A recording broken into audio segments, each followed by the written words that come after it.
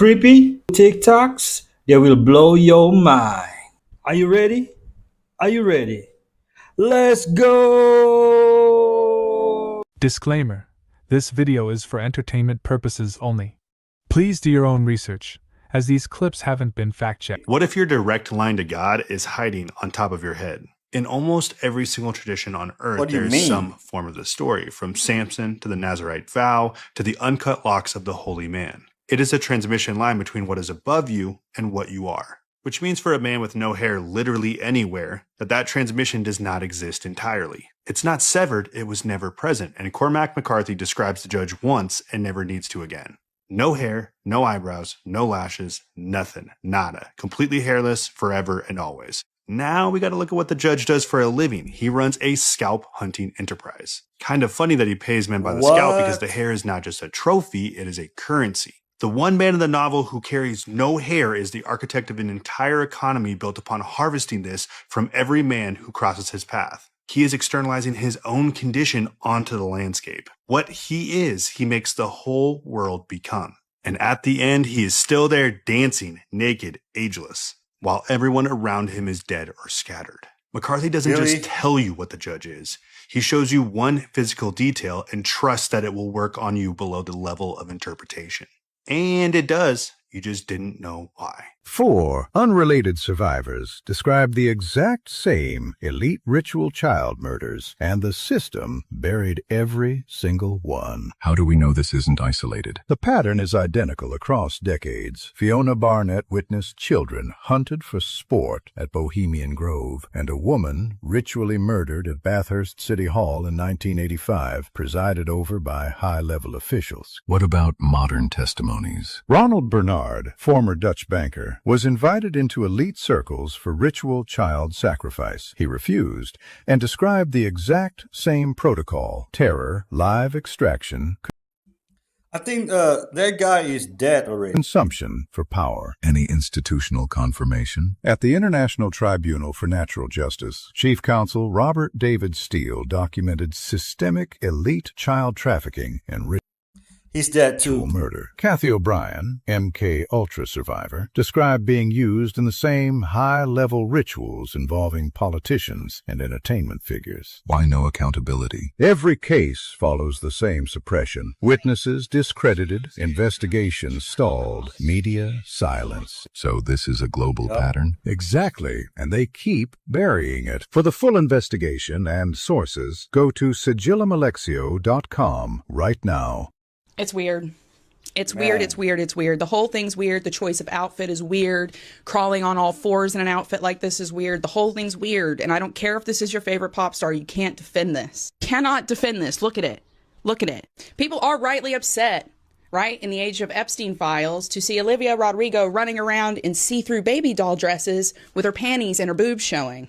And that's probably because those people who are upset, like me, know the history of baby doll dresses, which the secret is kind of in the name, right? Baby doll dress, a dress that's designed to look like a dress that's put on the plastic infant toy of a child. And for millennials and Gen Xers and boomers, it's pretty obvious, right? It's pretty obvious because we grew up with Shirley Temple. Actually, when I was a kid, some people called these Shirley Temple dresses. And what was it Shirley Temple said was happening to her again when she was dressed like this? I went to MGM for one picture. Thank goodness, only one. And when I got Is that Shirley Temple? there with my mother, we were separated. She went into the office of Louis B. Mayer, and I went into the office of Arthur Freed. And he was going to talk to me about a movie he wanted to put me in. I'm 12 years old, you know. And I thought he was a producer, but instead he was an exhibitor. And I'd never seen anyone naked before, except myself. So I had no clue about what was happening. Right. So why would you want to reference that? Why would you want to pay homage to that? But it gets worse, because it turns out that baby doll dresses were made super famous, super popular. The name got coined after the 1956 movie Baby Doll, which is about a 19-year-old virgin married to a middle-aged alcoholic who abuses her and makes her sleep in a crib. What? There's a picture of his 19-year-old bride sleeping in a crib before he beats her. She ran around in these outfits, and then when the movie became really controversial, the dress blew up and suddenly baby doll dresses were a trend. Because of this movie, about the exploitation and abuse of a teenager. So if you want to support Olivia Rodrigo or any other artist doing this, fine, but stop pretending that it's anything other than what it is. Okay? Stop lying. They are trying to normalize it. Could this be? Rockefellers and Rothschilds in control of the money and the administration of the empire in 6000 BC, 8,000 years ago? And isn't it a coincidence that we now have Rockefellers and Rothschilds? So, Lord Ra took the administration of the kingdom, removed it from the Chateau. Now, this is before the rebellion, and he said, you know what? There are a couple of priests I can trust. These priests were known as, you're right, the term then was Perea. We now call it Pharaoh. They were entrusted with the administration of the kingdom. The money he gave to his children. All of my offspring, you hold the money, you control the money, we'll be okay, the Chateau lizards won't get it. In approximately 6000 BC, Ra turned over the money to Ka, suffix M, means of, offspring, Ooh. the children of. However, Kam, Ka'am, eventually became Kam, but Kam was an ancient word for shield.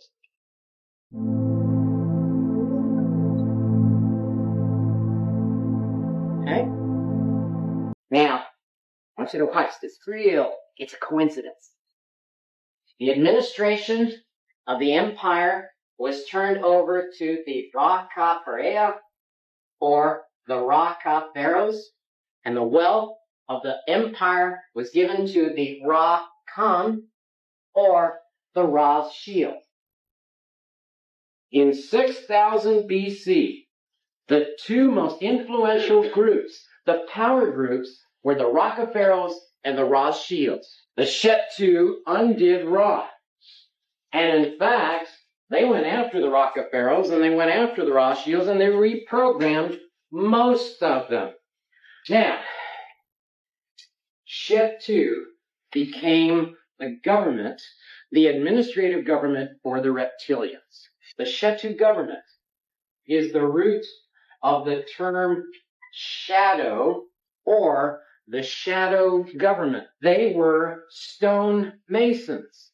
But did you know that the secondary interpretation of Shetu is free? Remember, they have free hand, free liberty. They were the free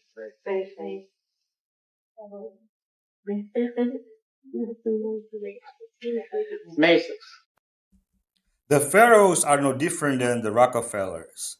They are the same people, different offspring. I was today years old when I learned about the monster study, and honestly, I wish I never did. So in 1939, the University of Iowa decides, hey, let's just take a group of orphan children and psychologically torture them. Let's just do that. You know, for funsies, for kicks and giggles. So basically, for the experiment, they have two controlled groups of children. One controlled group has a stutter, the other control group does not have a stutter. They want to test out whether or not they can have this control group that doesn't have a stutter to develop a stutter when they are consistently shamed and spoken negatively to. So basically that's what happened. For months and months and months on end, these children would be taken into two separate rooms. The ones that did have a stutter, you know, were given regular treatment, spoken positively to, and the ones that didn't were quite literally like psychologically damaged this entire time. Some of them developed a stutter and others just stopped speaking altogether and had just like ongoing trauma from that. Mind you, like little babies, little kids who had no one to advocate for them. It's actually terrifying. Okay, so at this point, the case is buried for like 50 years. Then come the early 2000s, people start researching and like, hold on, something doesn't smell right. And, you know, obviously the state of Iowa, the University of Iowa as well, they were sued and they ended up having to pay out to the people that were still alive from that study, $900,000, or it was like $959,000 to split. What? I could go slip on the floor at Walmart and hurt my back and get paid more than that. As a share pool, are you crazy? Bro, like, I can't. I genuinely can't. The more I look into dark history, the more I'm like, anyway, y'all, as always, make sure you like and follow. If you like to hyperfixate on things at 12 a.m., you're going to love it here. Make sure you comment down below what you think. I think Stranger Things was inspired by this experiment. What do you think? In 1987, two vampire movies came out 2 months apart. One made $32 million and one made $3 million. The Lost Boys hit first. It was a big studio, wide release, Kiefer Sutherland looking like a god. Same with Jason Patrick. It owned that summer. Then Near Dark arrived. Catherine Bigelow, there was a tiny budget, no fangs, no mythology, no rules, and a lot of dusty highways. Felt like a spaghetti western, a miserable outlaw family, and vampires who looked like they hadn't slept in a century, which, to be fair, they hadn't. Audiences didn't really show up for this one. The studio decided to bury it. Here's the thing, though. Filmmakers showed up, because what Bigelow invented was a specific grammar. Vampirism showing up as entrapment and as a lifestyle that you can't afford to leave even when it is killing you. Now, that isn't like Dracula, and it's definitely not the Lost Boys. That's a whole new register. You can draw a straight line from Jesse Hooker's gang to True Blood's Louisiana underclass to Let the Right One In's isolation and loneliness, and countless other films where the horror revolves around small-town community vibes. Near Dark was a roadmap for folk horror, in my opinion. Meanwhile, The Lost Boys became nostalgia. Now look, that is a great movie. I will never deny that. Genuinely. But sealed in amber, Near Dark kept aging into something. And I see where fans around this film just continue to grow. The dust, the exhaustion, the ending where the cure is just going home and pretending none of it happened. For me, I love Bill Paxton, so this one will always come to the top of my list. I consider it one of the most hidden gems within vampire horror, and maybe even horror altogether. So let me know in the comments, have you seen this film, and what did you think? I seen Lost Boys. This isn't a painting of Saint Hubertus. It's the exact moment a hunter became a saint. Painted in 1890 by Franz von Stuck, the vision of Saint Hubertus Franz von Stuck captures a haunting medieval legend. Hubertus was a nobleman completely obsessed with hunting, but on Good Friday morning, a holy day he skipped to pursue game. He chased a stag deep into the forest and witnessed something impossible. A radiant cross appeared between the animal's antlers. If that image looks familiar, it's because it's the same symbol that appears on every bottle of Jägermeister today.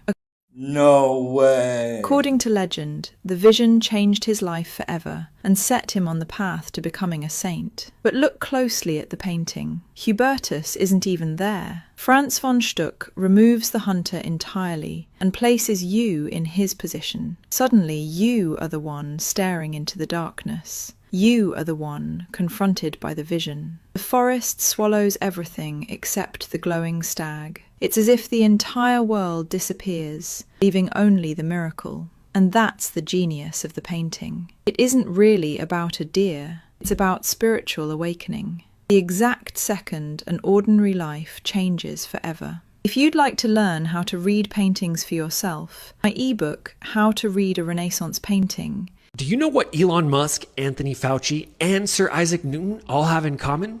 Well, they're all fellows at the Royal Society, which is a private club that helped build empires on stolen science and history. The Royal Society was actually inspired by Sir Francis Bacon's concept of Solomon's House, which openly stated the objective was to steal information from around the world to use it for their own benefit. Now, it was a two-part system. First, they would send covert spies called Merchants of Light to extract the data from foreign lands. Second, they'll ship it back to guys he literally called depredators, which means plunderers, so that way they could synthesize it and then use it for themselves. But Solomon's House was theoretical. How did this play out in real life? You know that little company called the East India Trading Company? Remember them? Yep. They were the spies, or the Merchants of Light, and then the Royal Society played the plunderers or the scientists. And this rabbit hole goes deep. For example, we're taught that Isaac Newton just magically invented physics when an apple fell on his head. But in reality, it was just because he had access to the Royal Society's vault. Newton's laws of motion were pioneered by Ibn Sina 700 years before Newton was even born. And it wasn't just Newton. The Royal Society ran this playbook on everything. There's Robert Boyle, the father of chemistry, who stole lab methods from 8th century Arab scientist Jabir ibn Hayyan. Vaccines are another example. They were stolen from the Ottoman Empire and labeled a British miracle. And probably the biggest example is Darwin's theory of natural selection, which was mapped out by an Afro-Arab scholar named Al-Jahiz thousands of years before Darwin was even born. We're taught that the United Kingdom incubated the Enlightenment, but that is entirely untrue. They laundered the entire thing and then used the information to oppress the people that they got it from. Now, I'm almost done with the documentary that exposes this entire Enlightenment scam and how it was really the Quran that catalyzed the greatest advancements in human history, not Englishmen. So if you want to see it, comment the word heist below and I'll DM you when it's done, inshallah. I'm convinced our bagel generator and that bagel generator are the same thing, and we stole it from them. Yep. And if you're not a little peeved, just wait, because your whole childhood is a lie. You know what that is? It's an electron beam deflector. You remember these things? They used to scan because that beam drew the picture on the TV with electrons. Now, sit there with a straight face and tell me that that is not the same thing as that. No? Ooh, Feast your eyes on the circuit diagram. It's a sham. We got. If your blood isn't boiling by now, give me one more. How could they steal tech from the Royal Falcon? Notice anything strange about the red, green, and blue feathers? Those are what is producing the image of me on your phone. Matter of fact, those are the only colors you need to make any color. You want to take a wild guess at the shape light makes when it passes through a sphere? Despicable. That's not the worst part. These are. There's this thing in fiber optics that your internet uses called a ring resonator. They store and route information using the vibrational patterns of light. With a straight face, you can look me dead in the eye and say they weren't using light to communicate with each other and send each other ancient Egyptian memes. That's what we would do. Obviously, I'm kidding. We would need hundreds of examples from around the world for this to actually be real and make sense. Then a rogue engineer would have to write a ton of books explaining all this stuff. You have to make a ton of videos on this stuff, breaking down the concepts so easy a 5-year-old could grasp them. But it doesn't exist. If it did, someone would have done it already. This guy content is brilliant, mind-blowing. 5 of the most disturbing movies that I will never watch again. Like, follow, let me know yours in the comments. Orozco the Embalmer. What? A very graphic and blunt documentary that follows an embalmer in Colombia. But after seeing this, I am for sure being cremated. August Underground. Man, his shirt is disturbing. Mortem.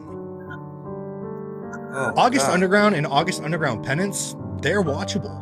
Mortem literally made me sick to my stomach. 77 minutes. Heavily armed, immediately started shooting everybody.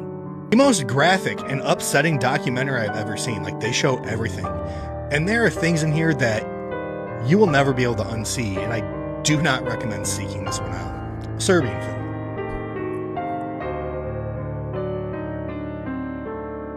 The quality and production value of this movie is truly impressive. The subject matter? Not so much. My number 1 is Playground from 2016. Oh my goodness.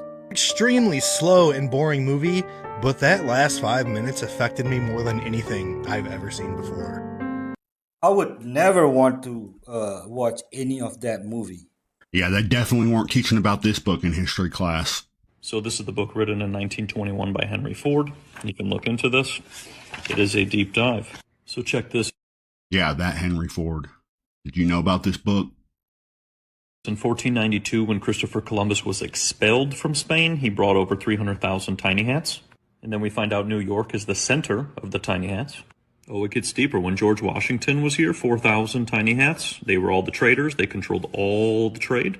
In 50 years, the tiny hat population increased to 3.3 million. They own the grains, the cotton, the oil, the steel, the magazines, the theaters, the liquors, the loan businesses, and every industry. The American businesses, that's what they were disguised as. The philosophy of the tiny hats is not to make money, but to get money. Take your money. And someone goes, well, I didn't learn any of this in school. Yeah, because guess who owns the schools? The communist Bolsheviks. And they refer to the people who are not the tiny hats as Gentiles, and we will wear them out and take over their government.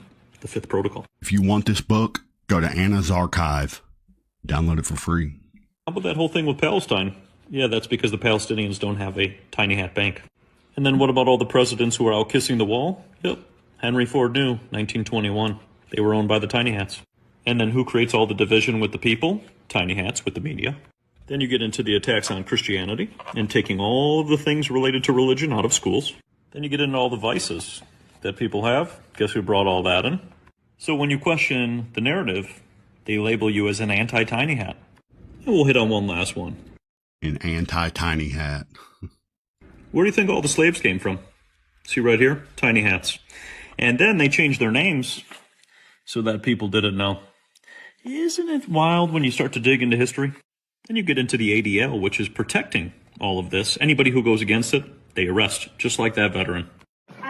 No one wants to fight for Israel! What? Yeah, they broke that dude's arm. Bad. Yeah, you can find that book, PDF downloadable file on Anna's archive. What do you guys think? Should they be teaching this in history class? Tuberculosis beauty standards might be back, and it's contagious. This wasting away aesthetic was characterized by the extreme thinness brought on by the disease. Tuberculosis, or as it was called at the time, consumption. The rosy glow and subtle sheen of fever. A near ghostly paleness and a level of fragility and weakness that demanded near constant care. And she looks like a grandma. These disease-like beauty standards became incredibly popular across Victorian-era Europe and the United States. Many women who didn't have tuberculosis would emulate these traits using aesthetic trends, like arsenic-based makeup to lighten and perfect your complexion, adding belladonna or deadly nightshade eye drops to make your eyes appear glassy and make your pupils enlarge, tight-lacing corsets to faint-worthy diameters, frail physiques, pale skin, protruding collarbones, thin necks, sharp shoulder blades were all accentuated with more revealing necklines. Tuberculosis, or consumption, killed 1 in 7 people in the United States and Europe at the time. But instead of using terminology like wasting, sick, frail, people in favor of the beauty standard would use words like ethereal, delicate, and feminine, even when it was fatal. I don't share these images of historical women's bodies or modern women's bodies to body shame, or to claim that I know anything about what's going on in their personal lives that might lead to their bodies looking the way they do.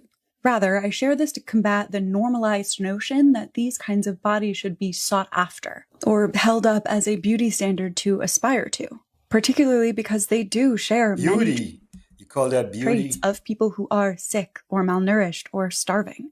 And if people just ignore that the body standard is shifting closer and closer to starvation, to consumptive chic, then that standard only becomes more normalized. And when these women's bodies are being literally and figuratively sold to young women and girls, it's crucial to acknowledge that the results may be fatal.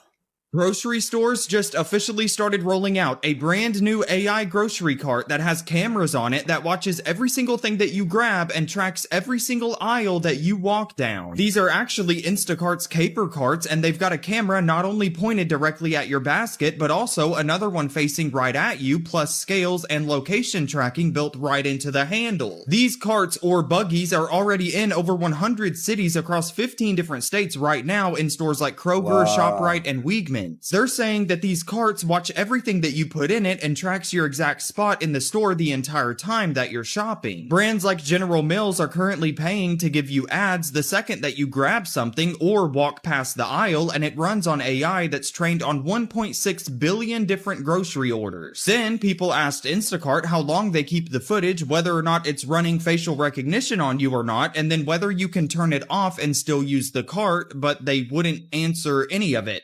Hello? So happening right now, they are literally putting cameras on your face at the grocery store that knows what you buy, where you stood, and how you reacted to every single ad. But nobody's gonna tell you where that's going. This is crazy.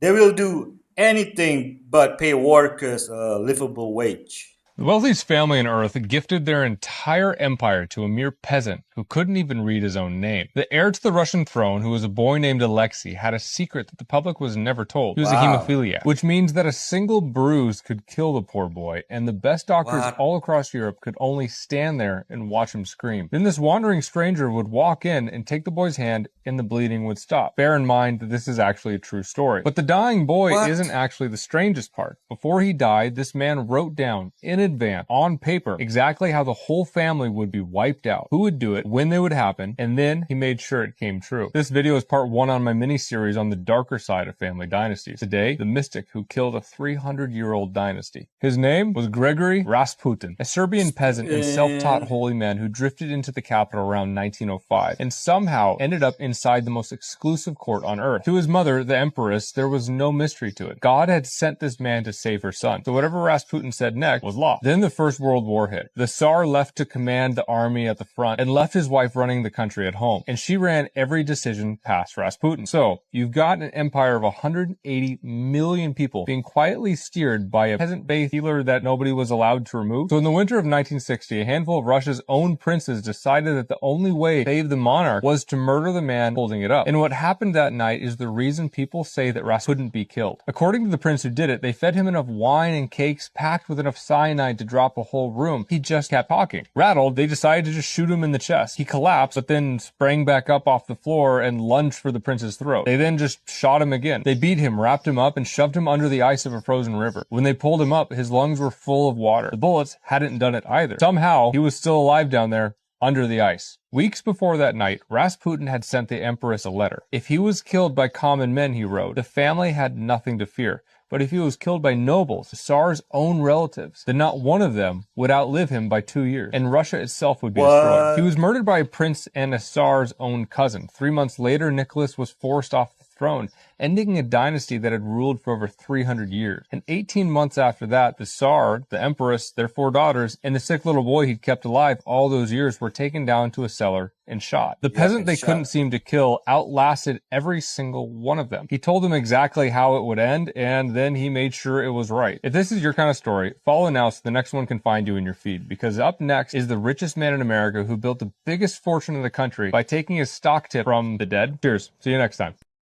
You know, after the Tsar, the same Bolsheviks massacred 10 to 20 million Christians. This couple got their heads caved in by a group of teens just because of the way that they looked. This happened in 2007, and this couple was walking the streets of London, and they're goths. So they dress up like in goth attire, you know, they got the painted nails and, you know, they're wearing all black and they look different. This is in 2007. And they're at this gas station, they're buying cigarettes. They go and a group of teens are outside. Randomly, these teens start saying hella crazy about this couple. And then they start to attack the guy in the relationship. His girlfriend is watching all this going on. She's freaking out and she decides to jump on top of him to try to protect him.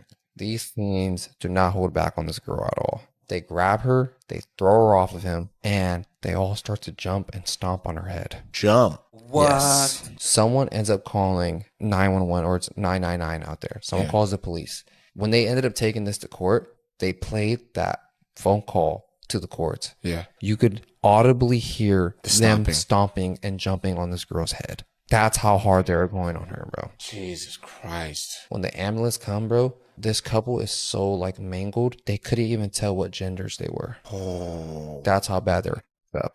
So they ended up taking the couple to the hospital. The dude ends up actually recovering from his injuries after a couple weeks and so. But she ends up being on life support for a couple weeks until she finally gets out. And that must haunt dude for the rest of his life because she protected him too. Swear to God. So the police go and they end up asking a bunch of the witnesses that were at the park that happened because it was like in a crowded area. Yeah, so a lot of people witnessed it. A lot of people witnessed it. They arrest all the boys, and the craziest thing is, dude, most of the kids ended up getting out in like 2022. They're walking the free. Yes. Streets free. free. They all got out for parole. So as of now, all those boys who did those horrible things to that girl are out right now, walking around free.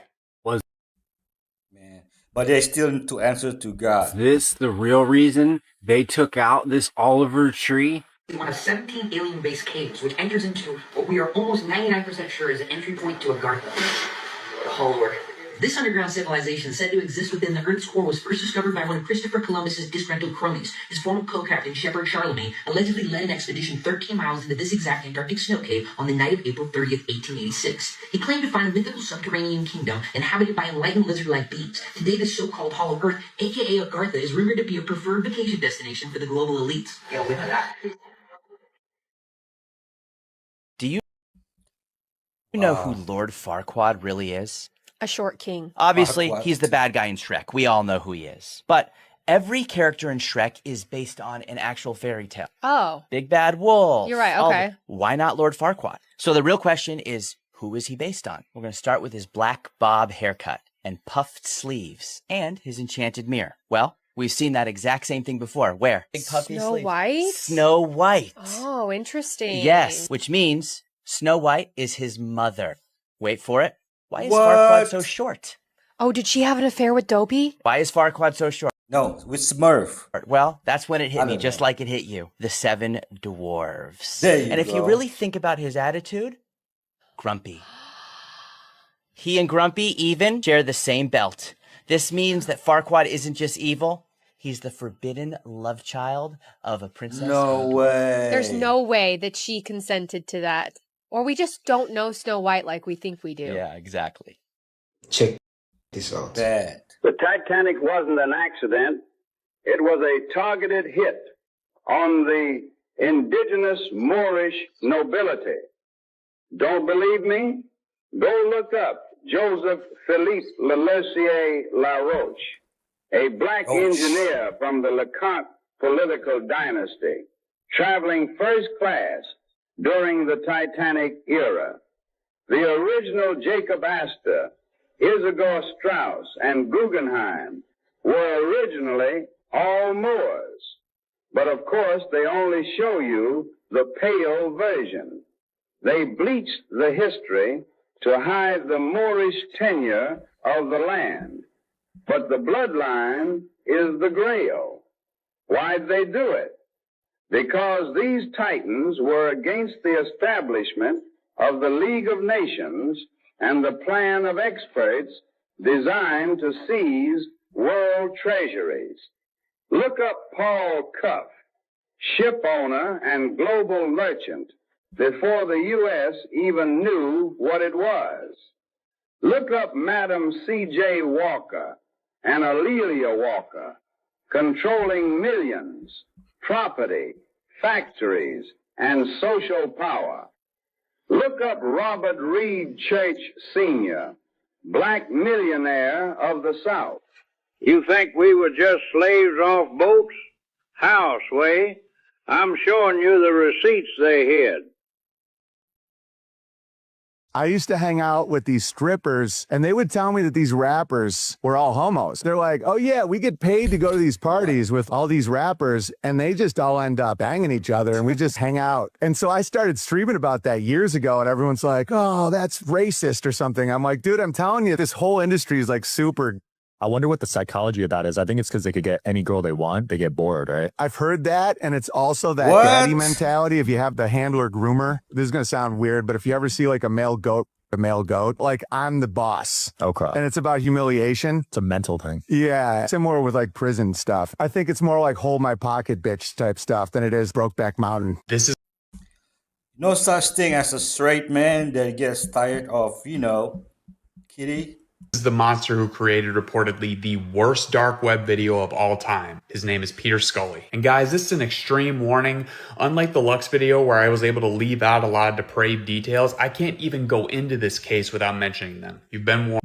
Yeah, this is crazy, folks. As usual, this is a condensed version for TikTok. If you guys want the more in-depth version, let me know. Peter Scully was an Australian man who fled to the Philippines in order to avoid fraud charges in Australia. Once there, he would identify himself as a successful foreign businessman to poverty-stricken parents so that they would give him their children in promise of a better life. A lot of parents would do this, unknowingly sending their children to the worst hell imaginable. He would make videos with the children, not only essaying them, but putting them through some of the most extreme pain ever, and then selling the videos on the dark web for up to $10,000. He created the dark web film company, No Limits Fun. Scully would be seen on the video with a pixelated face and 2 female accomplices wearing masks. He would direct them on what to do with the child, while sometimes participating himself. The female accomplices were Leslie Margallo and Carmi Ann Alvarez. Both of them were abandoned children living on the streets selling themselves when Scully found them at ages 14. They started out as victims, but over time, Scully had transformed them into accomplices. They both participated in the 4-part video that would come to be known as Daisy's Destruction. Daisy was an 18-month-old infant. The level of violence that child endured was so depraved and sadistic that even the worst type of predators wanted nothing to do with that video. This is the video that Lux was offering on his website. I found out what happened in this video, and I really don't even think there's a word I can use to describe how terrible this is. Sometime after that video, Scully tasked Alvarez with finding 2 young girls ages 9 and 12 and not to come back until she found them. Alvarez came back with 2 young girls who were cousins and those ages. They started off by giving them food, alcohol, and a false sense of security.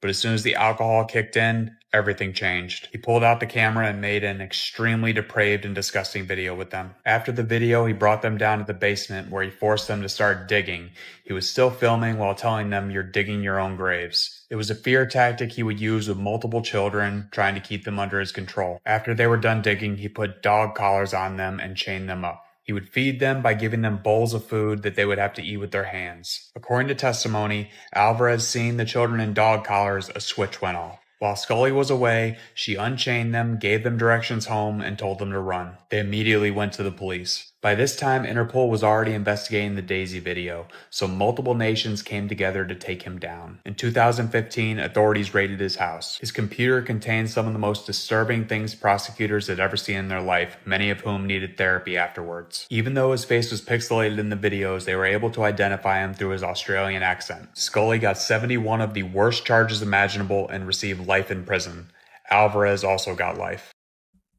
You know, the Philippines almost brought back the death penalty just for him. The Yulee family is one of the largest slave-owning families in all of America. At one point, I think they had over 1,000 slaves. And then David Yulee, his father, Moses Yulee, started a Jewish utopia in Florida called the New Jerusalem. And he was also one of the world's leading anti-slavery writers. He's actually the guy who started the public education system in America. That Rockefeller later redesigned. Yeah. It was redesigned to create wage slaves. Oliver Tree, Notorious B.I.G., Tupac, Aaliyah, Mac Miller, XXXTentacion, Juice WRLD, the list goes on. What do they all have in common? Oliver Tree was signed to Atlantic Records, which, if you look into it, Atlantic Records has hefty connections to Warner. Notorious B.I.G. was signed to Bad Boy Records, which of course was partnered with Warner. Tupac was signed to Death Row and Interscope Records, which of course both had funding from Warner.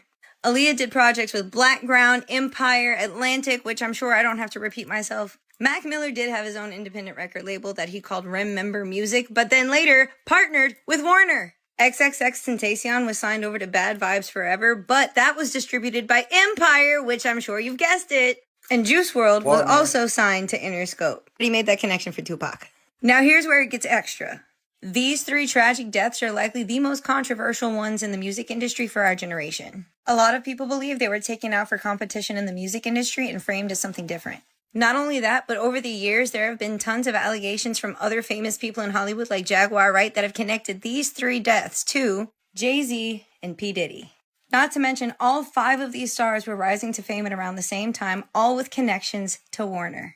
The reason I'm bringing this up is because Warner has a history of its artists being competitive, and the theories that they're taking each other out for competition reasons. Or even worse, the record labels are disposing of the ones that are giving them problems, who are stirring controversy, who are threatening to leave and take the money with them.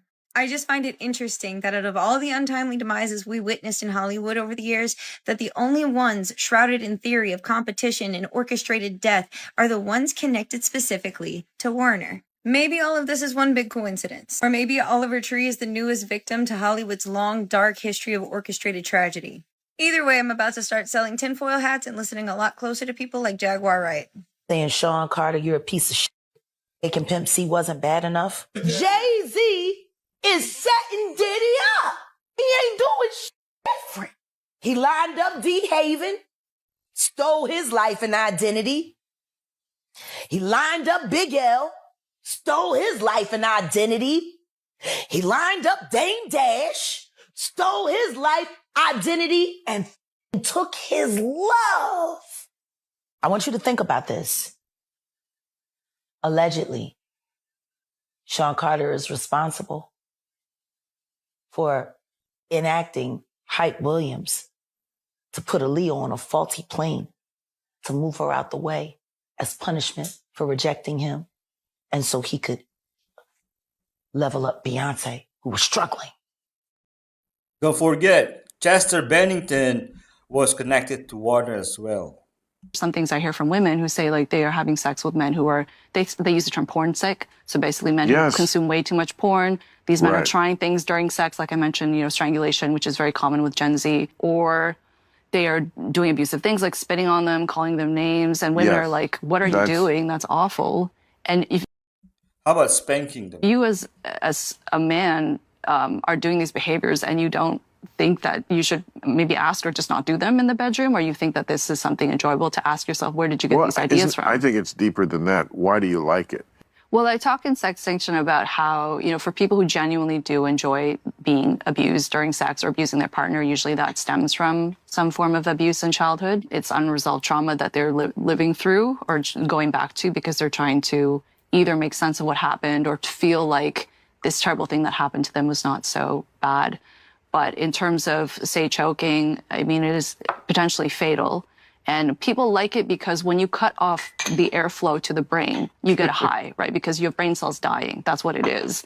And even if you don't pass out necessarily, like that's not good for your brain. There are actually studies showing that choking during sex can lead to inflammation of the brain, which is associated with mental health issues down the road. And just to give your audience an idea of how common this is, so among female university students, half of them have had an experience of being choked during sex. A third of them were choked the last time they had sex, and a third of them have been choked more than 5 times during sex, versus that's only 7% of university men. Wow.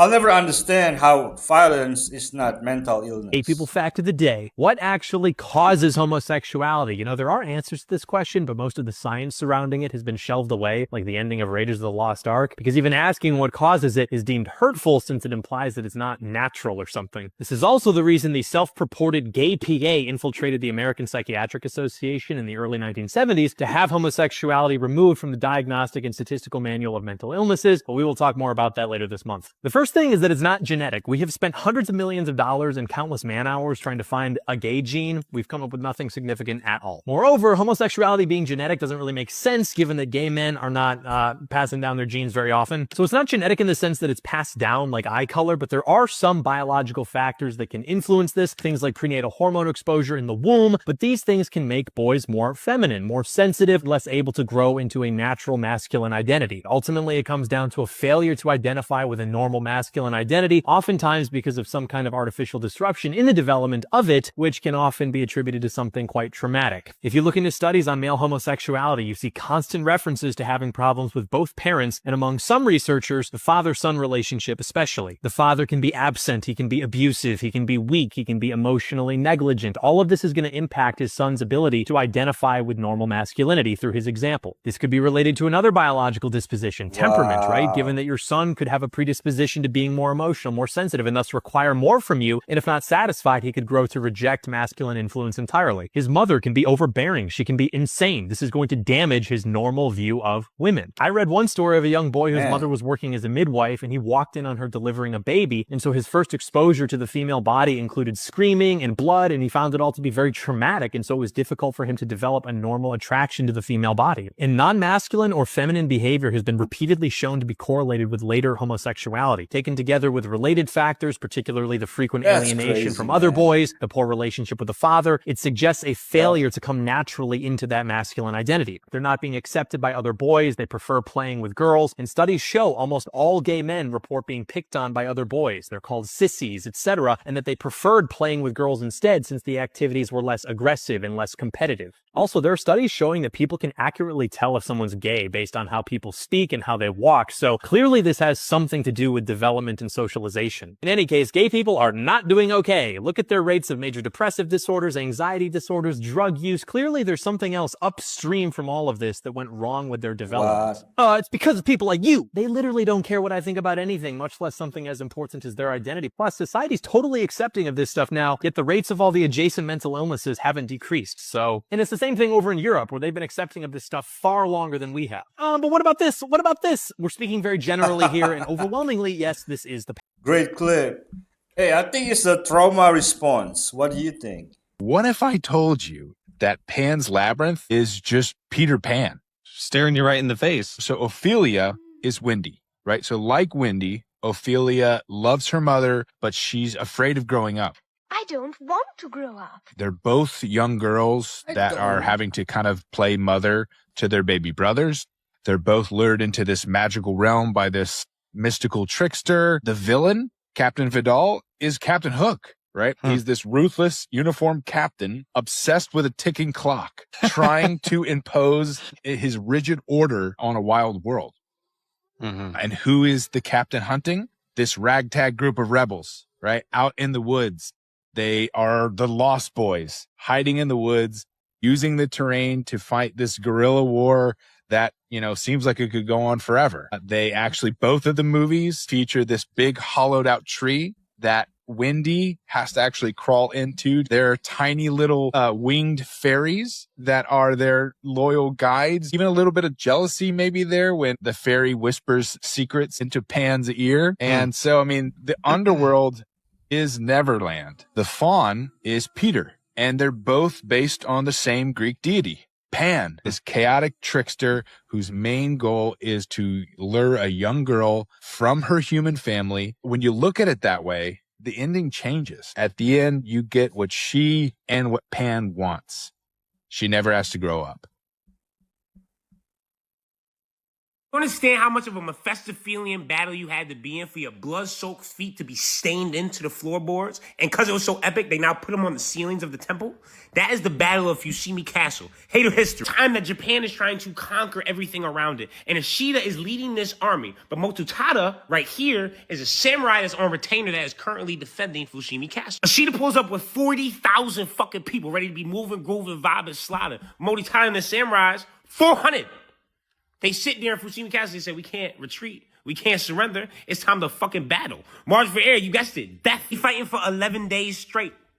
Hello? Are you shitting me? You know how tired you gotta be? And this before guns, all that type of shit. This is straight hand-to-hand combat. Niggas arrows. People get stabbed. Samurai slashes. And on day 11, they start to realize that they are being overtaken. Obviously, it's 40,000 versus fucking 400.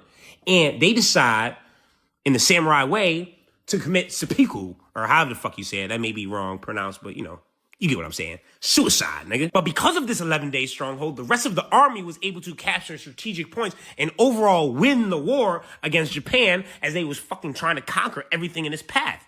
But as the ops started to close in, obviously it was like, oh, no, they ain't gonna kill us. Fuck that. We just held these niggas off for 11 days. I killed mad these niggas. Bodies, him. Fuck that. We're going out on top. And then, because there was so much blood from them and they ops, their feet and hands was imprinted into the floorboard. If you ever catch yourself in Kyoto, Japan, you look up, Wow, and like, how they got, you know, feet on top of the ceiling and hands up there? Not because of some type of insane, iniquitous ninja training. Nah, these niggas gave their fucking life. After the 11-day battle led to the Battle of Sekigahara, or however the fuck you Sekigahara, some shit like that. But this was basically the end. They had all these other strongholds. They was like, oh shit, they did, what?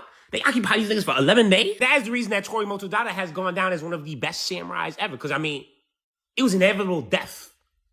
Grim Reaper waiting at your doorstep, 40,000 deep. And you like, you know what? I'm a samurai. I ain't knew this, I'm true this, bro. We standing 10 toes motherfucking down. And you did that. For 11 days straight, you probably caught over 100 bodies. I know you in the upper room, big cooling. You did good job, my boy.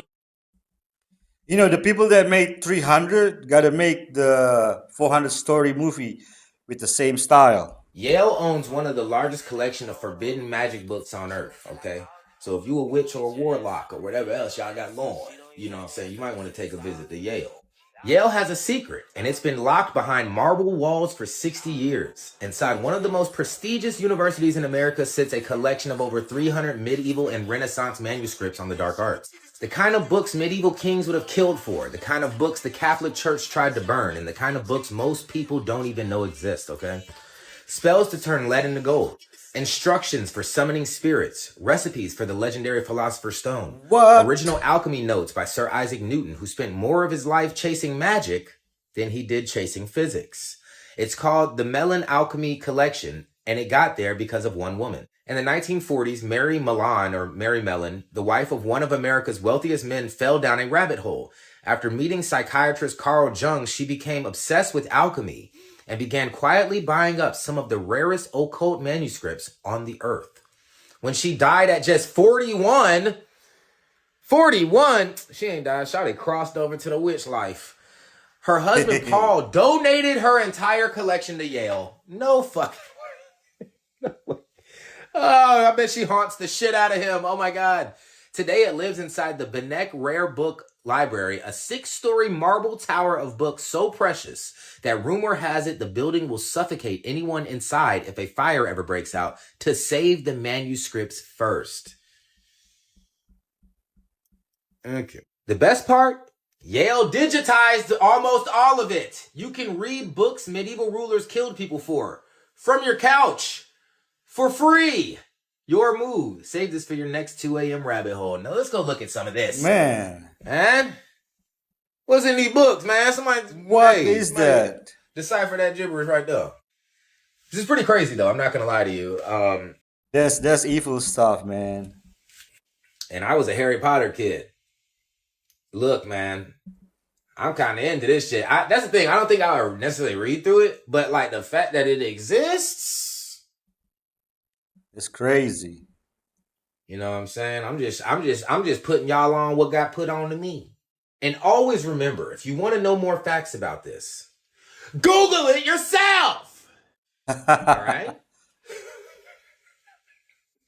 Yeah. But yeah, if you got a witchy girlfriend or a warlocky boyfriend, y'all should go check out this thing at Yale. And you don't even have to go to Yale because all of it's digitized. Just go on the site, get it off of there for free, apparently.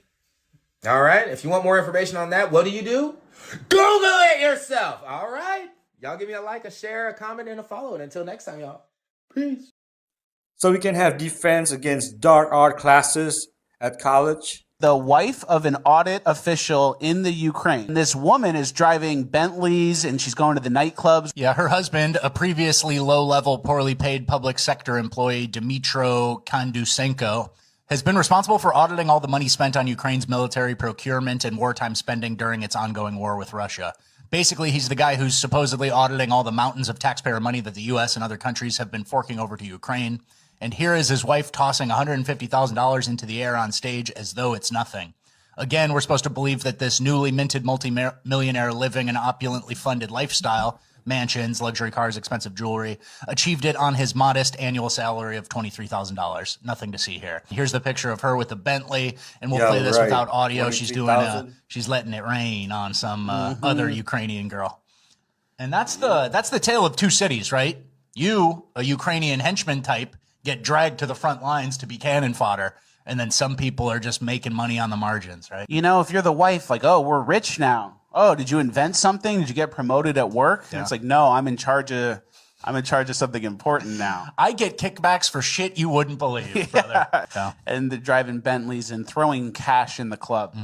$23,000 a year is his salary, and she threw, 8 years of his salary for fun? He was a big saver. One of his stock hits. He bought NVIDIA in 2012.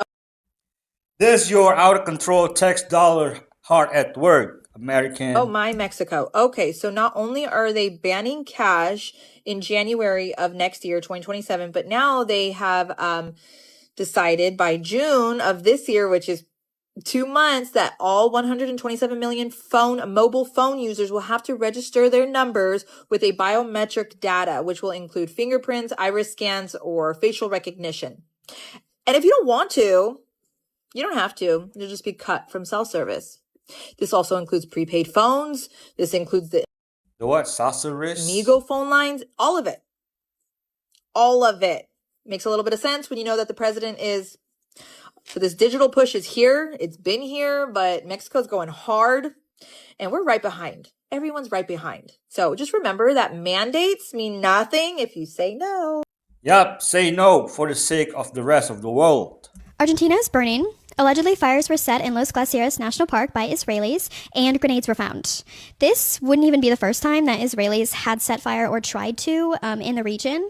In fact, they seem kind of obsessed with burning the region. Israeli tourists are notorious in Chile and Argentina for being expelled from national parks due to starting fires. So why would Israelis want the Patagonias to burn?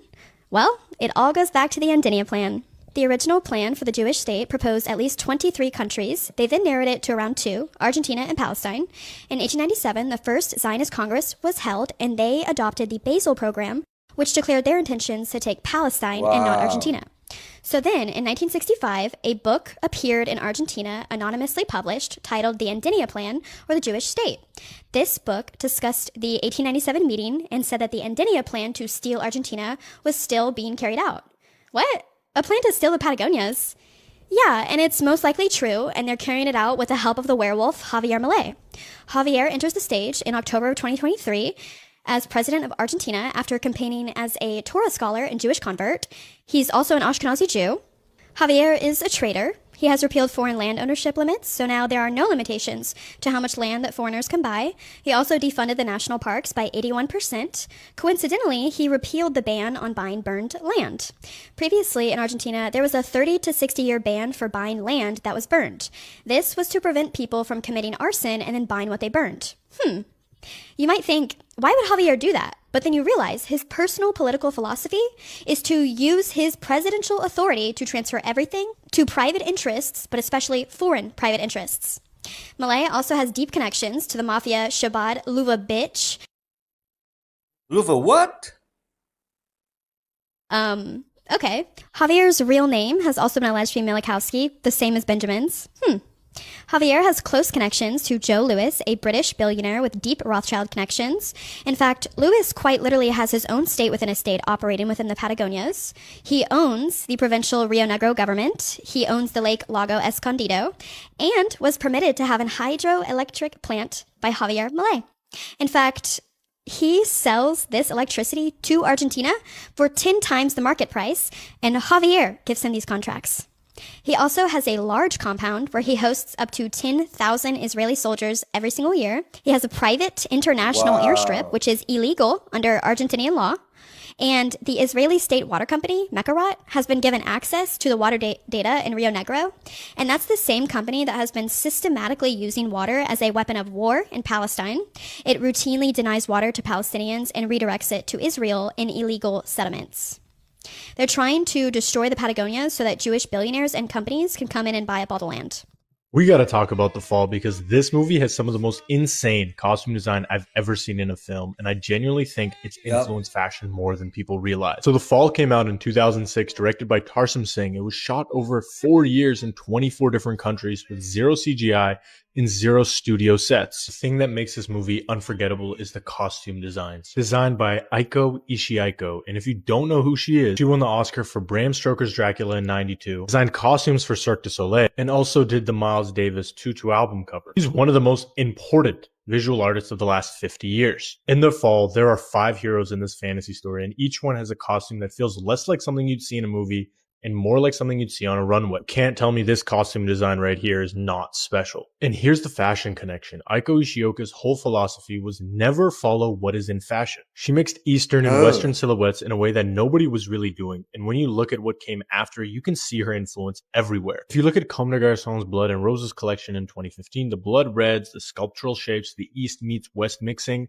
that's the same visual language Ishikawa was working with in Dracula 20 years earlier. And when you see what Iris Van Herpen and Schiaparelli are doing now with sculptural headpieces and masks on the couture runway, tell me that doesn't look like it came straight out of The Fall. Nobody really credits her, but the line from her work to modern fashion is so clear, at least to me. She sadly passed away in 2012, and I feel like fashion is still trying to catch up to what she was doing. If you haven't seen The Fall, please watch it because every single frame looks like a painting and the costume work is on another level. This has been Fashion and Film. Beautiful, underrated movie. Belphegor. Belphegor is the prince of sloth, but his influence is more dangerous than simple laziness. In demonology, sloth meant spiritual emptiness, avoidance, and surrendering purpose entirely.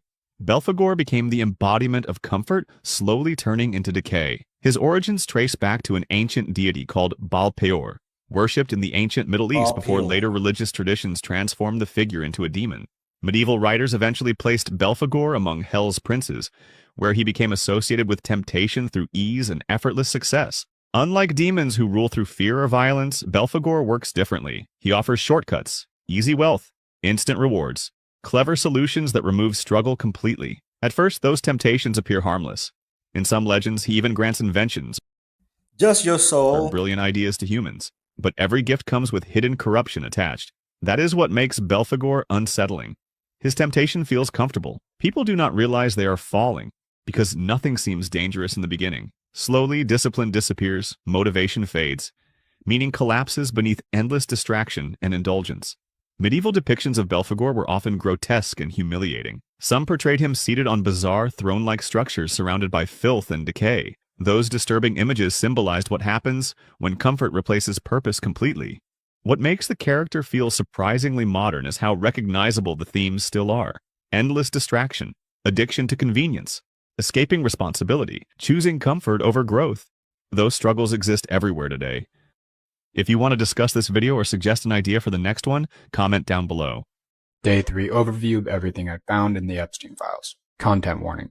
The harvesting of Mormon blood as some sort of weekly payment system for select breeders, creation of transhuman sex slaves by biologically turning men into women and women into men through hormonal and biological intervention, using different formulas across the gender spectrum in order to cater to different tastes and sexual appetites. The apparent war between Jews and non-Jews that apparently the Jews are currently winning. The identity of codename Mr. Evil, who is allegedly Ehud Barak, the former Prime Minister of Israel. Epstein meeting with Netanyahu. Details about the debaucherous sex parties, including individuals having their backs and legs cut open and then performing sex while others eat intestines and cannibalize children. At these events, the names dropped were George Soros, H.W. Bush, and Henry Kissinger.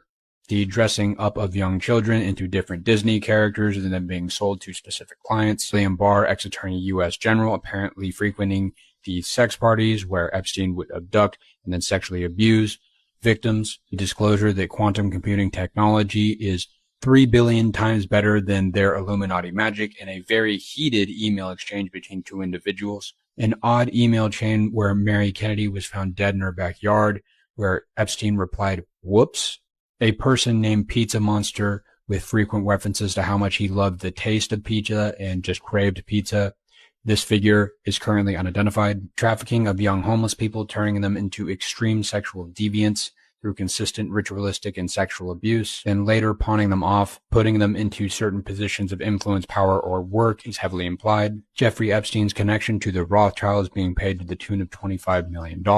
And last but not least, Robert Maxwell, Ghislaine Maxwell's father, apparently turning on Mossad, demanding hundreds of millions of dollars because he has so much control over the United States, naming himself Israel's unofficial ambassador to the Soviet bloc. And then as a surprise to nobody, he was found dead. Honorable mentions are possible time travel, transhumanism experiments, and the bloodline of the literal Illuminati being listed out.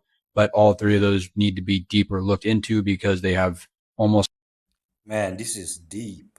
no evidence surrounding them that He needs to be careful. I've found yet. My next video, I'm going to be cross-referencing a lot of the stuff that I'm finding with other sources to try to pin down which of this stuff is more true, and follow to keep up as I continue to dig through these files.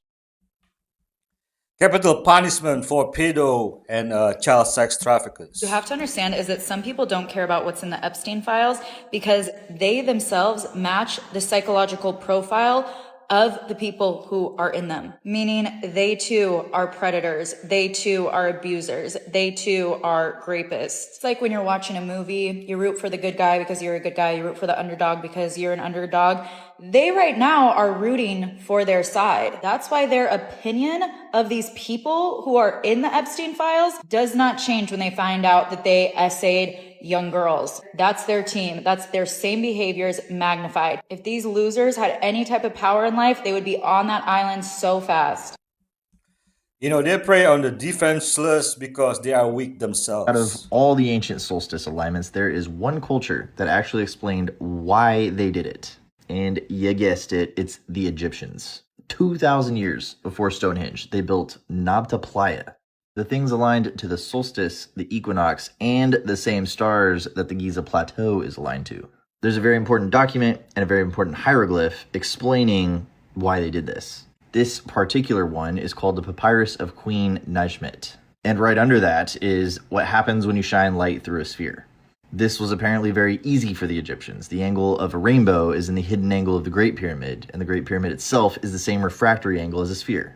Back to the papyrus, the angles of those lines are actually the summer and winter solstice. You can get these guys by building a monument or using landmarks. And if you think the female bending over the monument looks weird, that's not a female, that's the deity Nut representing the cosmos. In our example, she's over Nabta Playa. You actually need 4 points to triangulate anything, and the solstice and equinox provide 4 reliable points. So yeah, it's a seasonal calendar, but it's also a celestial GPS. Seasonal calendars can be obtained using a really long stick.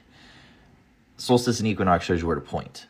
When we look at the stars, we have 12 windows. That's the maximum amount of times you can perfectly divide a sphere. That clue was actually given to us by those weird Roman dodecahedrons. The papyrus shows 12 deities guiding the queen through this network. It's explicitly stated that it's a communication protocol, not a physical protocol, a conscious protocol, like your computer address accessing the internet. That papyrus is from the Book of the Dead. I break it down using a more scientific lens in Cryptex. You can also see where this stuff is as I walk you through my trip to Egypt. It was clip I forgot to mute. Today is the last day you can get a huge discount on that for Solstice Day, but it's also Father's Day. Happy Father's Day. I love you more than anybody else on the internet. Gerald Ford is not a pedophile per se. He's what I refer to as trisexual. He'll try anything. Any age, anybody, anytime, anywhere, just as long as he had control. Because he had a perversion of power, in addition to his interest in mind control. Therefore, it was Gerald Ford who came out to our house and explained to my father how to raise me in the project according to government specifications. My father had been caught sending this child pornography through the U.S. mails, and therefore he was approached and told that if he sold me into that project, that he would gain immunity from prosecution. My father remains free from prosecution to date for so-called reasons of national security. Once my father agreed to sell me into the project, I was taken routinely to Mackinac Island, Michigan, which is a political retreat where the Michigan governor's mansion is located. It was a bohemian grove of sorts where politicians met and discussed New World Order controls, where they discussed mind control of the masses, mind control in the school systems, how to use occultism as a trauma base. One of my sexual abusers at that time was the Prime Minister of Canada, Pierre Trudeau. Pierre Trudeau is a professed Jesuit.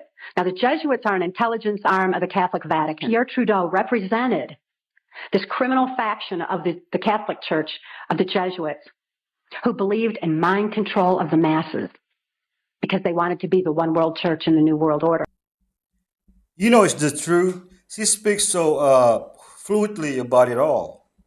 Have you noticed that everywhere in the world is starting to look the same? You land in a new country and go explore and you find the same cafes, the same interiors, the same architecture, the same food, the same music. And this goes beyond global chains like Starbucks and McDonald's. The cool neighborhoods around the world are actually starting to blur together. Think about the upscale Roma Norte neighborhood of Mexico City. There's Cihangir in Istanbul, which is a bohemian pocket of the city. And then Seongsu in Seoul is known as the Brooklyn of Korea. Now, all of these places have the same vibe. Cool street art, hip cafes, art galleries, co-working spaces, and usually an elevated price tag to match. There's actually a name for this phenomenon. It is called cultural homogenization. And it's essentially the process where local distinct cultures gradually become more and more similar. Underlying it all is westernization, because everything looks the same in a very specific way. Now, social media, of course, is a huge part of this phenomenon, and Western countries dominated social platforms first. Then there's the rise of global tourism and the digital nomad lifestyle. When tourists go to a new destination, oftentimes they'll favor a business that reminds them of home. Local destinations notice and start to optimize their businesses to meet those needs. Capitalism loves these repeatable, proven formats, and here we are today. So is cultural homogenization a good thing? Now, the loss of local identity is one of the biggest conversations around this topic, as well as a power imbalance, because a lot of this sameness follows a Western template. Then there's the topic of gentrification, where prices rise and locals are pushed out. This is happening all over the world in places like Mexico City and Bali. Large swaths of Bali now feel like a new Western colony. So true. Then there's the slightly less serious issue of destinations just becoming a little less interesting. On the other hand, supporters say we now have a shared global language and that places around the world have access to higher quality standards, and also local entrepreneurs have more opportunities to make money. Then there's cultural exchange. So the interesting things that happen when cultures mix and adapt. So think about the spread of matcha lattes around the world, or authentic Korean tacos in Korea, or Japan's open-armed embrace of Chicano culture. So like most things, there are multiple truths, both good and bad. What do you think? This So true. It looks same. Globalization might be some of the most disturbing art ever made. This is the H.R. Giger XXL art book from Taschen, and every page feels like you're looking into a nightmare. Giger is the Swiss artist most known for the xenomorph creature design from Alien, but that was only one small part of the world he created. He's considered the pioneer of biomechanical art, the grotesque fusion of flesh and machine. And his visual aesthetic didn't just lay a groundwork for horror, but for modern sci-fi as a whole. You can see his influence in cyberpunk films, video games, mangas, and even fashion. And the longer I look at his artwork at scale, the more uncomfortable it becomes. Not because of any creatures or gore, but because it feels like a vision of a bleak future where humanity loses itself to machines. Especially now, when AI, synthetic bodies, and digital identity are becoming a part of everyday life. This is the most comprehensive and definitive book ever published on Giger's life and work. Even decades later, it doesn't feel outdated. In fact, it feels closer than ever.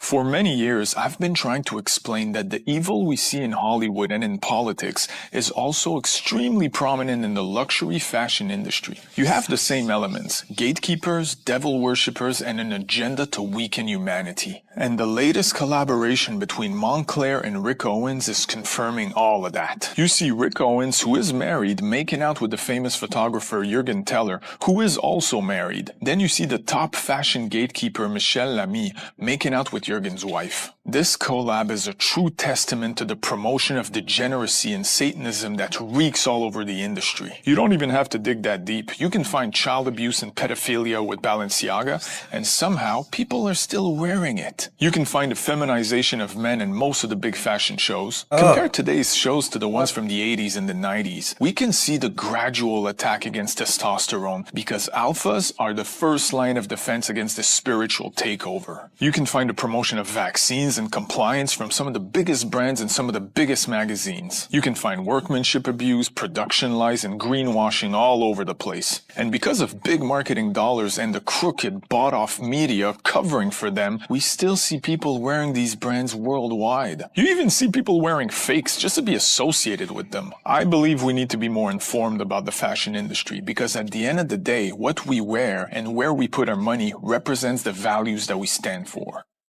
I agree. This is so dark and disgusting. Here are the top 3 signs you're a simple-minded NPC who will be tricked by the incoming New World Order deception. The first sign is that your analysis of world events and who's in control only includes the surface-level analysis of politics and countries and excludes secret societies and their hidden hierarchy. The unfortunate truth is that politics is merely a script to mind control the masses into buying into an end result, which is what they planned all along. Behind closed doors, there are no countries, only cults and secret societies. In fact, the whole point of a secret society is that it establishes a power hierarchy that supersedes borders, religion, and race. So if you're ignoring that in your analysis and only looking at, quote, politics, you fell for the mind control and your conclusions are most likely incorrect. The second sign that you're an NPC is that you think in simple-minded terms like the good guys and the bad guys. People who think this way tend to selectively ignore any negative facts about the groups they call the good guys, insisting it can't be true because the good guys would never do that. This line of thinking is a logical fallacy, and the people in control know that once most people are enraged, they won't see through this and will thus be utterly fooled. The last sign that you're gonna fall for the final deception is that you're easily influenced by what most people think. Because remember, the vast majority of people are easy to fool, especially now, when humanity is arguably the most low IQ and divided they've ever been in the history of mankind.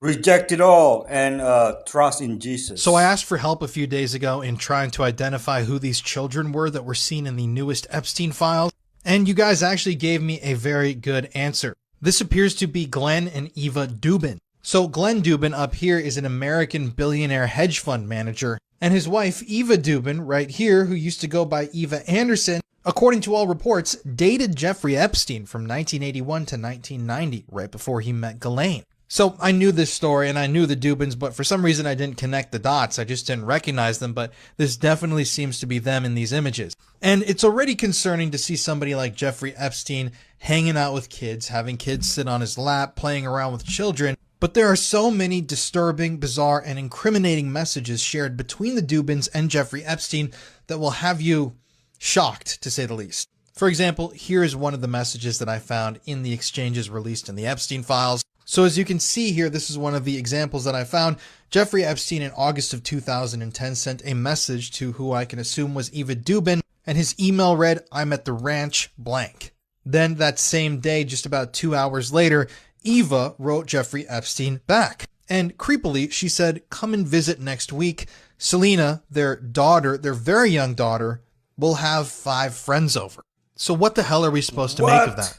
So keep in mind, this is in 2010. This is a few years after Jeffrey Epstein was all over the news after being arrested on charges of sexually abusing children. And that's when he had the sweetheart deal in Florida. He had all those court proceedings. He was all over the news. And he was officially a sex offender. I mean, there is no way that one of Epstein's best friends wouldn't have known that he was a pedophile at this point. So not only do these pictures appear to have been taken after Epstein was released from his very, very short stint in prison, but these two definitely knew that Epstein was a pedophile, and yet here they are allowing their child on Epstein's lap. And this one's even more damning. Eva is inviting Epstein over to their place, saying that their young child is going to have 5 friends over, knowing full well that Jeffrey Epstein is a convicted sick people, man, pedophile and sex trafficker of children.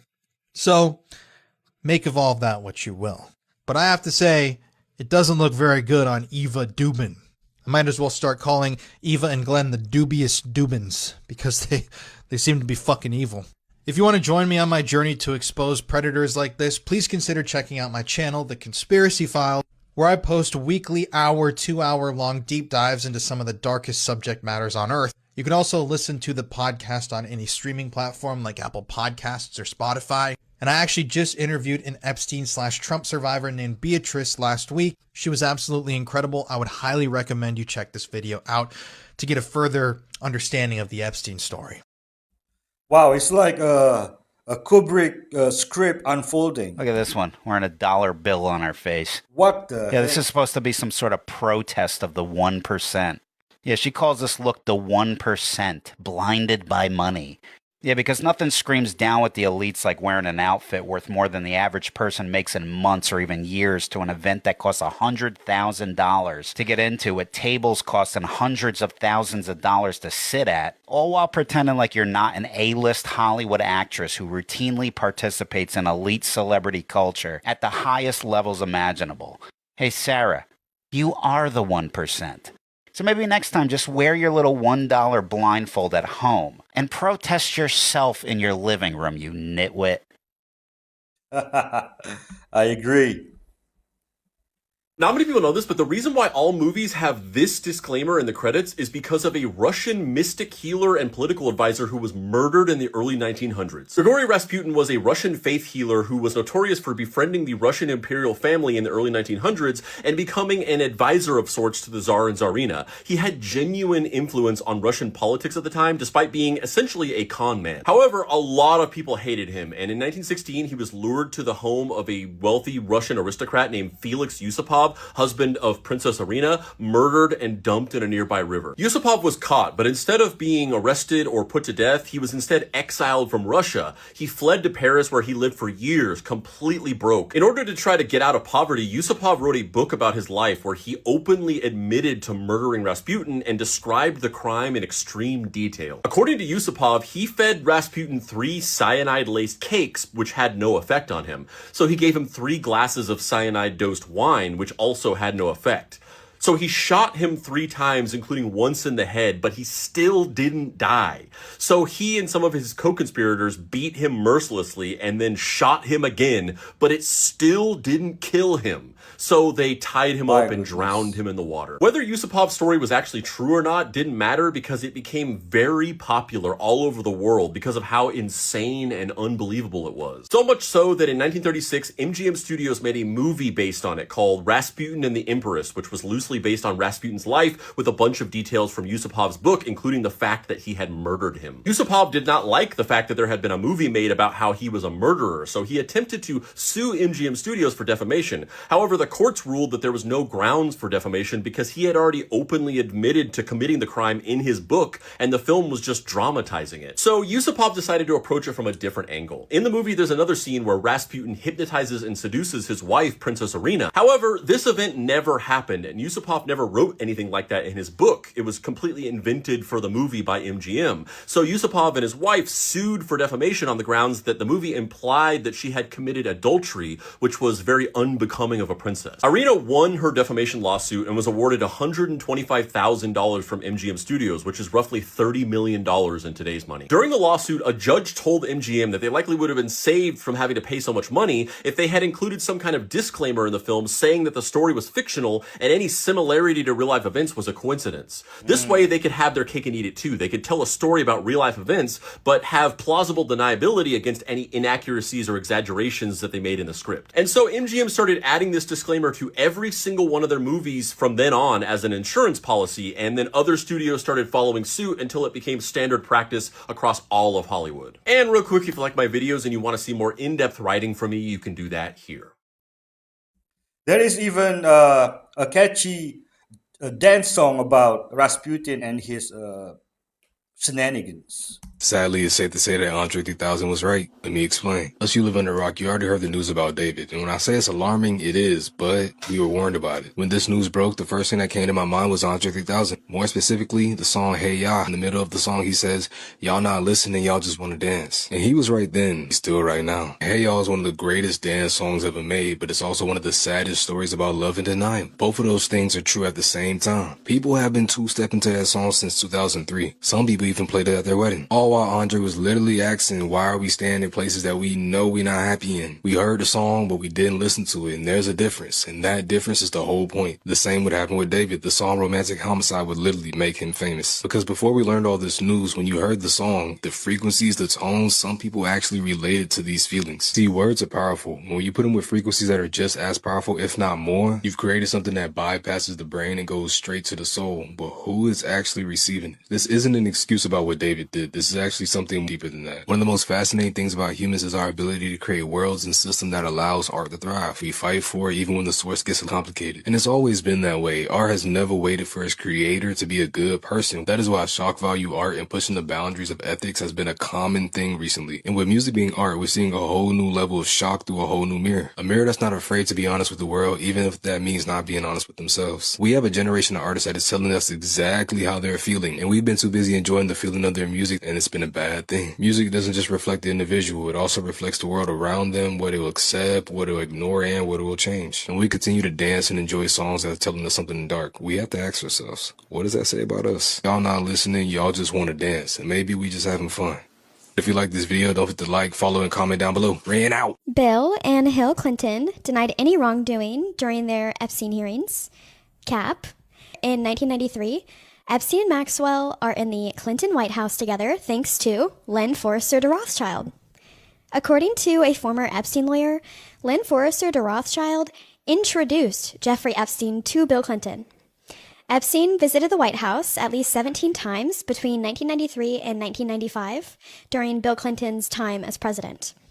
The man who authorized up to 12 of these trips was Mark Middleton, special aide to the president. Mark flew on the Lolita Express in 1994. Mark was also privy to Chinagate, Chinese military intelligence and Singaporean payments flowing into the Clinton White House during those same years, 93 and 95. This included a $500,000 payment going directly to Mark, and the Singaporean entities that were making these payments have never been named. Do you know who helped build Singapore's military? The head of Mossad. Who regularly moves money through Singapore in order to hide their trail? Israeli intelligence entities. And who built this infrastructure of rerouting Israeli intelligence money through Asia and Singapore specifically? Robert Maxwell. Mark refused to testify about the origins of the Singaporean money, and it was never publicly identified. In 2022, Mark was found 30 minutes away from his home, hanging from a tree with a shotgun wound to his chest. The shotgun couldn't be found at first, and then they said that it was found 30 feet away from his body. Despite this being an obvious murder, his death was ruled a suicide. Mark was found on the Heifer Ranch, a part of Heifer International.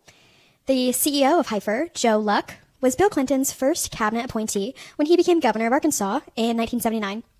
Joe then worked for Heifer from 1989 to 2011. Heifer's headquarters sits on partially Clinton-owned land in Little Rock, adjacent to the Clinton Center. Heifer operated as a Clinton Global Initiative partner in Haiti. The man who facilitated Epstein's White House access and pled the fifth on Chinese and Singaporean Her content is top-notch. money died on Heifer Ranch property under circumstances that the sheriff himself couldn't explain. The CEO at the time of his death in 2022 of Heifer was Pierre Ferrari. He had personally toured Haiti alongside Bill Clinton in 2013. Mark's body just happened to be found during the investigation into Ghislaine Maxwell on a ranch that he had never been to that was heavily tied to the Clintons for decades. Mark was one of the last surviving witnesses to the Clinton administration's connections to Israel, Epstein, Maxwell, and financial crimes.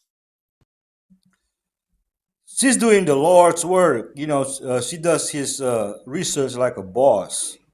In medieval Europe, most women were given two choices: marry a man or become a bride of Christ, dedicating their lives to the church as nuns. And beginning in the 1200s, thousands of women quietly chose a third path. Across cities like Bruges, Ghent, and Antwerp, many women began communities known as béguinage. The women who lived there were called béguines. They built small homes gathered around shared courtyards and gardens. The women who lived there were not wives and they were not nuns. They prayed together, worked together, and supported themselves and each other through skilled trades, weaving cloth, making lace, nursing the sick, and teaching children. Unlike nuns, they did not take a permanent vow. A béguine could leave when she chose. She could even later marry. For many women in medieval Europe, this created something entirely new, a life of faith, work, and community without fully surrendering their independence. And that independence made authorities uneasy. Women living outside traditional structures drew suspicion from parts of the church. And after the Council of Vienna in 1311 and 1312, pressure and persecution intensified. One béguine, Marguerite Porret, was executed in Paris after refusing to renounce her spiritual writings. In her book, The Mirror of Simple Souls, she wrote about experiencing a direct relationship with God, something church authorities at the time condemned as heresy. Yet the movement endured. At its height, thousands of béguines lived across Europe, and many béguinages survived for centuries. Some still stand today in Belgium as UNESCO World Heritage Sites. Long before modern conversations about independence, these women quietly chose another way to live. I'm Nilu, and this is Wonder. Show me a Wow, another interesting history lesson about women. So happy to learn. society's media, and I can tell you exactly what they were going through at that time. Because we as a society follow patterns, and we dictate what is going to be popular and what is going to be made. And you can see that reoccurring over and over again throughout history. So in the 1930s, we have the Great Depression, huge recession, right? So what's going to trend? Escapist fantasy. Because if a society is depressed but optimistic about their future, escapist fantasy will always take off. So movies such as The Wizard of Oz and Snow White and the Seven Dwarfs are going to be popular at this time as they allow the audience to escape their horrible lives right now. But every time there's a major recession, what else will also trend? Vampires. Every single time. I will prove it to you. And so we have the very first major vampire films, Dracula and Nosferatu, coming out at this time. But when society's starting to feel really down, what do they turn to? They turn to superheroes every single time, without fail. This, ironically, in a way, indicates the end of a recession most of the time when superheroes are starting to trend. But okay, the Great Depression's over, and now we're in the thick of World War II. So what trends? Patriotism, because anytime there's a major scuffle, we will have patriotism in our film. So Captain America is now a little bit more popular. Once again, we still have superheroes. We need somebody with authority, but patriotism. But after that, World War II ends, and then what do we have? We have the Cold War era. This runs for a good long while, and what does this cause? It causes fear of nuclear attacks. And how does that show up in a society? We have monster attacks. All kinds of monsters, such as creatures from the Black Lagoon, and then aliens. We love aliens whenever we're afraid of nuclear attacks, so War of the Worlds. But in 1968, we have a first major pandemic since movie making became big, and so what happens? We have Night of the Living Dead, the very first major zombie film. Once again, we'll repeat this pattern over and over again. But now let's jump forward to the 1970s. We have another great economic depression. And what does this bring us? Aspirational escapism fantasy. So we like to see underdogs winning. Things like Rocky take off around this time. But what did I tell you will always trend whenever there's a recession? Vampires, of course. So what do we have? Dracula taking off again. More vampire films. But wait, once again, End of a recession, what do we need? Superheroes, particularly Superman. We love Superman during a recession. We love this man. So superheroes become big again. We have Superman, we have Batman, all getting popular once more because of recession. But this time people are a little more pessimistic about it. They're feeling a little dejected because escapist fantasy trends more when society is optimistic, like I said, but dystopian and anti-hero tend to trend more when people feel that the institution itself is broken. So we have anti-heroes like Taxi Driver, as well as organized crime like The Godfather. This will happen again later. We'll watch it again. But hey, let's jump forward to the 90s where we have another recession. So what happens? Interview with the Vampire. Dracula, once again, we love this guy whenever there's a recession. The first Buffy the Vampire Slayer movie that's going to inspire the TV show that later becomes popular. But this time society's feeling a little bit more down about our prospects. So what do? We look at corporations. We blame corporate greed. We look at individual villains, so like Jurassic Park. And then Disney reflects this too with our villains needing more individualistic, more greed obsessed. We're no longer thinking outside terrors of war. No, we are thinking about the individual and how they threaten us. So villains like Scar and Jafar trend because they are very targeted to what we are afraid of at this time. And towards the end of the 90s, we're feeling really afraid of corporations as well as technology advances. I heard vampires movies were also metaphor for AIDS crisis. All right, folks, there you go. Thank you for staying till the end. I hope you like my lineup. Don't forget to subscribe, likes, and hit the bell button so you don't miss my next video. Have an awesome day and always, God bless.